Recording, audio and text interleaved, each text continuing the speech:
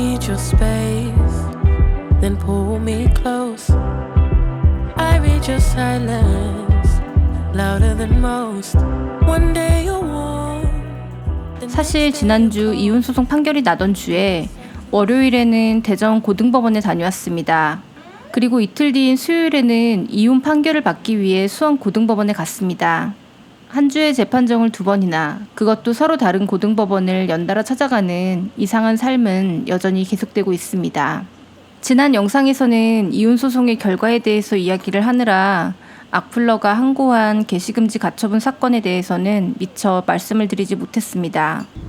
게시금지 가처분 항고심 재판은 이혼 판결을 이틀 앞둔 월요일에 열렸습니다.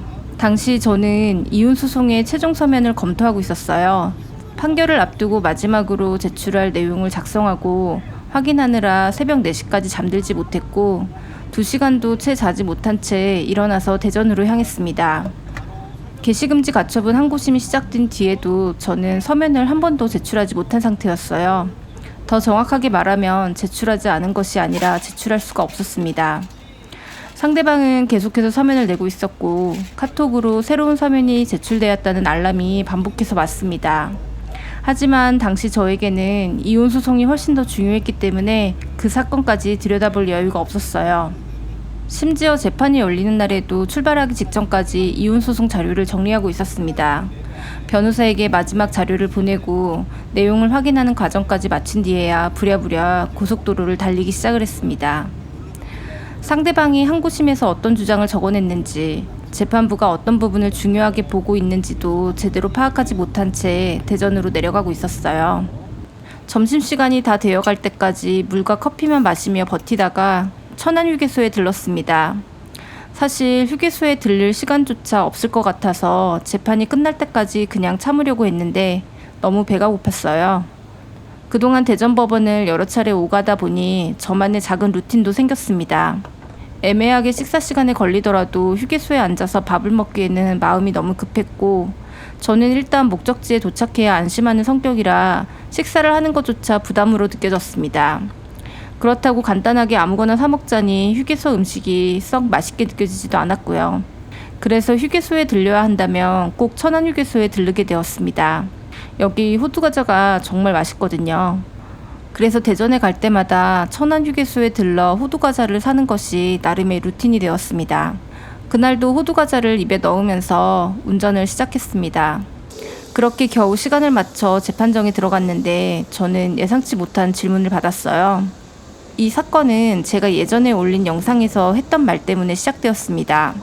당시 제 영상에 이런 댓글이 달렸습니다. 아마 기억하시는 분들도 계실지 모르는데요. 작년 여름이었어요. 당시 제 영상에는 이런 댓글이 달렸습니다. 의사 사무에서 이혼당하고 순식간에 식당 식순이가 되고 난 후에 질투와 시기에 몸서리치며 전 남편 의사에게 계속 구애 중. 단순한 욕설이 아니었어요. 제가 의사와 결혼해 의사 사무라는 지위를 누리다가 이혼을 당했고 그 순간 식당에서 일하는 낮은 처지로 추락했으며 지금도 전 남편이 의사에게 미련을 갖고 계속 매달리고 있다라는 이야기였습니다. 제 삶과 직업, 제가 오랫동안 해온 일은 모두 지워버린 채 제 가치를 오직 전 남편의 직업과 결혼 여부로만 평가하는 댓글이었습니다. 저는 이 댓글을 보고 영상에서 이렇게 말했습니다. 얘네 악플러랑 이거는 분명 악플러가 단 것 같아요. 딱 그 문장도 그렇고 저번에 작년 8월 1일에 달았던 그 사람이 동일 인물이고 그 동일 인물이 저한테 이제 내용 증명까지 보낸 그 사람이거든요. 바로 이 발언 때문에 상대방은 제가 댓글 작성자를 자신이라고 단정해 공개했다며 해당 영상의 게시를 금지해달라는 가처분 신청을 했습니다. 하지만 제가 아무 이유도 없이 그 사람을 댓글 작성자로 지목한 것은 아니었어요. 악플러는 그 전부터 자신의 블로그와 유튜브를 통해서 저에 관한 글과 영상을 반복해서 올리고 있었습니다. 그 글들에는 늘 비슷한 이야기가 담겨져 있었습니다. 제가 경제적 기반이 없는 상태에서 전문직 남성과 결혼을 했고 그 결혼을 통해 사회적인 지위와 재산을 얻으려 했다라는 이야기였습니다. 그러다가 정상적인 결혼 생활을 하지 못해 남편에게 이혼을 당했고 이혼한 뒤에도 과도한 재산 분할을 요구하며 전 남편의 재산과 사회적 지위에 집착하고 있다라는 주장이 반복되었습니다. 문제의 댓글도 같은 흐름을 갖고 있었습니다. 저는 독립을 해서 일을 해온 지 20년이 넘었고 저의 전문성은 보지 않고 저를 의사 사무라고 칭했고 제가 이혼을 했다라는 표현을 쓰지 않고 이혼을 당했다라는 표현을 하고 있습니다. 그리고 이혼한 뒤에는 식당 식순이가 되어 처지가 추락했으며 아직도 전 남편이 의사에게 매달리고 있다라고 적었습니다. 단순히 의사나 이혼이라는 단어 몇 개가 우연히 겹친 정도가 아니었어요. 전문직 남성과 결혼해 지위를 얻은 여자, 결혼 생활에 실패해 그 지위를 잃은 여자, 그런데도 전 남편의 지위와 재산을 포기하지 못하는 여자, 저를 바라보는 관점과 공격의 흐름이 상대방이 이전부터 반복해온 내용과 매우 비슷했습니다. 그래서 저는 전혀 관계없는 일반 시청자가 우연히 쓴 댓글이라고 보기보다는 이전부터 저를 공격해왔고 저에게 내용 증명까지 보낸 사람과 관련된 댓글일 가능성이 높다라고 판단을 했습니다. 물론 댓글을 작성한 계정에 개인정보나 접속기록, IP 주소를 확인한 건 아니었어요. 유튜브나 수사기관을 통해 작성자의 신원이 확인된 것도 아니었습니다. 그래서 영상에서도 이 사람이 작성한 사실이 확인됐다라고 말한 것이 아니라 댓글의 내용과 공격의 방식이 너무 비슷해서 그 악플러가 단 것 같다라고 추정하는 방식으로 이야기를 한 것이었습니다. 그런데 재판정에서 판사는 먼저 상대방에게 문제의 댓글을 본인이 작성한 것이 맞냐라고 물었습니다. 상대방은 자신이 쓴 댓글이 아니라고 펄쩍 뛰면서 얘기를 했어요. 저는 그 답변이 너무나도 당연하게 느껴졌어요. 자신이 작성했다고 인정을 하면 본인에게 불리해질 수 있는 상황에서 누가 재판정에서 제가 썼습니다라고 말을 하겠습니까? 댓글 계정의 가입 정보나 접속 기록처럼 작성자를 객관적으로 확인할 자료도 없기 때문에 상대방은 자신이 쓰지 않았다라고 답하면 그만이었습니다. 그리고 상대방이 부인을 하자 판사는 이번에는 저에게 물었습니다. 그 사람이 댓글을 작성했다고 판단한 근거가 무엇이냐?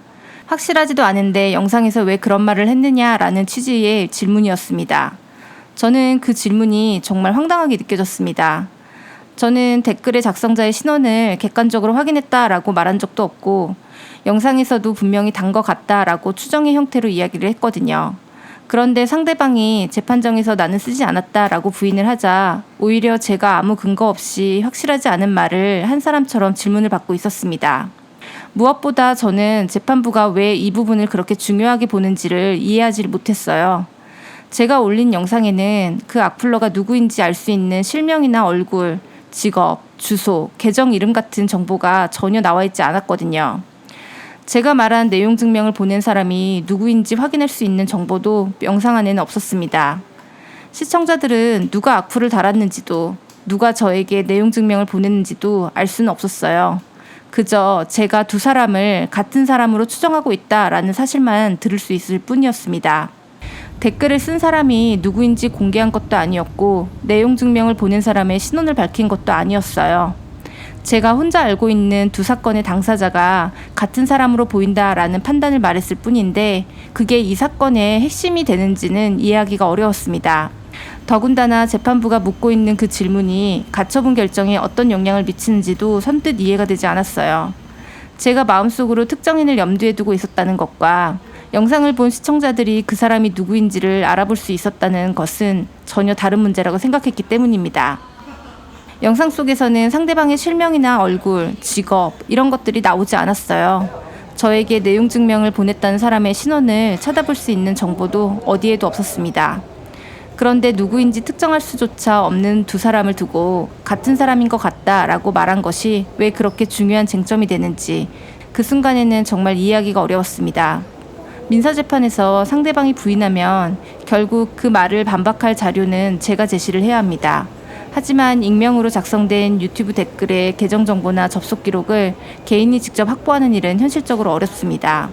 상대방은 제가 쓰지 않았습니다 라고 한마디 하면 되겠지만 저는 왜 그 사람이 작성했을 가능성이 높다라고 생각했는지를 설명하기 위해 몇 년 동안 쌓인 글과 영상, 댓글을 다시 꺼내 하나씩 비교를 해야 했습니다. 말 한마디로 부인하는데 몇 초면 충분하지만 그 한마디를 반박하기 위해서는 오래된 시간 전체를 다시 펼쳐 놓아야 했습니다. 그런데 저는 그날 상대방이 제출한 서면을 제대로 검토하지 못한 채 재판정에 들어가게 되었습니다.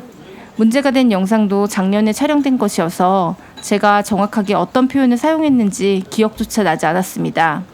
어떤 댓글을 보고 그 말을 했는지, 상대방이 과거에 올렸던 게시물 가운데에는 어떤 내용이 문제의 댓글과 비슷했는지도 그 자리에서 즉시 정리해 설명하기는 어려웠습니다. 저는 댓글 작성자의 개인정보를 직접 확인한 사실은 없다라고 답했습니다. 하지만 왜 그 댓글을 상대방이 작성했을 가능성이 높다라고 판단했는지, 기존 게시물과 댓글 사이에 어떤 구체적인 공통점이 있는지는 제대로 설명하지 못했습니다. 이혼 판결을 이틀 앞두고 새벽 4시까지 서면을 검토한 뒤에 2시간도 자지 못한 채 대전까지 내려온 상태였거든요. 머릿속에는 온통 이혼 판결에 대한 생각뿐이었고 몇 년 동안 쌓인 자료를 현장에서 하나씩 대조해 말할 정신적인 여유도 없었습니다. 결국 재판부는 문제 댓글 작성자와 내용 증명을 보낸 사람을 동일인으로 추정한 근거를 구체적으로 정리해 일주일 안에 서면으로 제출하라고 했습니다. 저는 알겠다라고 답을 하고 재판정을 나왔습니다. 하지만 대전에서 돌아온 길에도 서면을 바로 작성할 수는 없었어요. 이틀 뒤에는 4년 넘게 이어진 이혼 소송의 판결이 예정되어 있었습니다. 제 집과 재산, 앞으로의 생활이 결정되는 판결을 앞두고 가처분 사건의 오래된 영상과 자료를 꺼내 다시 볼 정신적인 여유는 없었습니다. 결국 수요일에 수원고등법원에 가서 이혼 판결을 받고 판결문을 확인하고 변호사와 앞으로의 절차에 관한 이야기를 나눈 뒤에야 다시 게시금지 가처분 사건을 들여다보기 시작했습니다. 먼저 문제가 된 영상부터 다시 확인을 했습니다. 제가 실제로 어떤 표현을 사용했는지, 그 말의 앞뒤에는 어떤 이야기가 있었는지 다시 들어봤습니다. 그리고 상대방이 과거에 올렸던 블로그 게시물과 유튜브 영상, 이미 법원에 제출했던 자료들을 하나씩 꺼내 문제의 댓글과 비교를 해봤습니다. 기억 속에서 흐릿해진 문장을 다시 읽고 오래된 영상을 다시 돌려보면서 그때의 시간을 거꾸로 되짚어갔습니다. 자료를 다시 살펴보니 제가 당시에 왜 같은 사람이 작성했을 가능성이 높다라고 생각했는지가 분명하게 보였어요. 내 가치를 내 직업이나 삶이 아니라 배우자의 직업으로 평가하는 방식, 전문직 남성과의 결혼을 사회적 경제적 지위를 얻기 위한 수단처럼 해석하는 방식, 이혼을 부부관계의 해소가 아니라 내가 남편에게 버림받은 실패로 표현하는 방식, 그리고 이혼한 뒤에도 내가 전 남편의 지위와 재산에 집착하고 있다고 묘사한 방식. 저는 답변서에 이와 같은 공통점을 구체적으로 정리를 했습니다. 댓글 작성자의 신원을 기술적으로 작성한 것은 아니지만 상대방이 실제로 작성해온 기존의 게시물과 문제 댓글의 내용과 공격 방식이 매우 유사했기 때문에 같은 사람일 가능성이 높다라고 판단했다는 내용이었습니다. 또 영상에서도 이를 객관적으로 확인된 사실로 단정한 것이 아니라 단 것 같다라고 추정의 형태로 표현했다는 점을 함께 설명을 했습니다. 그리고 영상만으로는 상대방이 누구인지 특정할 수 없다는 점도 별도로 작성을 했습니다. 영상에는 상대방의 실명이나 얼굴, 직업, 주소 이런 정보들이 전혀 없었고 내용 증명을 보낸 사람이 누구인지 시청자가 확인할 수 있는 단서는 하나도 없었습니다. 제가 머릿속으로 상대방을 떠올리고 있다라는 이유만으로 일반 시청자들도 그 사람이 누구인지 알 수 있었다고 볼 수 없다라는 내용이었습니다. 이 서면도 미리 작성했다면 좋았겠지만 저는 또 끝까지 미루고 미뤘습니다. 이혼 판결이 끝났다고 해서 마음이 바로 정리된 것도 아니었고 지난 자료를 다시 꺼내 읽는 일은 생각보다 훨씬 많은 힘이 필요했습니다. 결국 제출 기한이 가까워진 뒤에야 부랴부랴 서면을 쓰기 시작을 했습니다. 오래된 블로그 글과 유튜브 영상, 문제의 댓글과 제가 했던 말을 계속 비교하고 정리하다 보니 또다시 밤을 꼬박 새웠습니다. 그렇게 새벽 4시가 되어서야 답변서를 제출했어요.